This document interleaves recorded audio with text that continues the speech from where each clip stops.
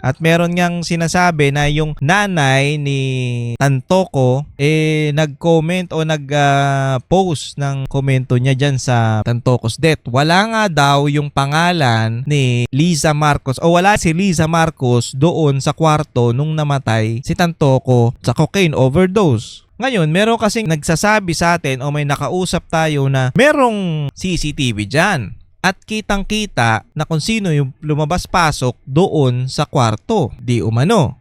Di umano to Sinabi lang sa atin. Pero ang sabi niya, kilala niya yung si Nene Tantoko. Kilala niya yung personalidad niyan. Hindi yan magko-comment ng ganyan at hindi yan ganyan mag-English. Parang mali-mali daw, hindi daw formal, hindi daw ganyan yan, sinetentanong ko ayon dun sa nakausap natin, okay? At alam niya rin yung nangyari mismo sa US.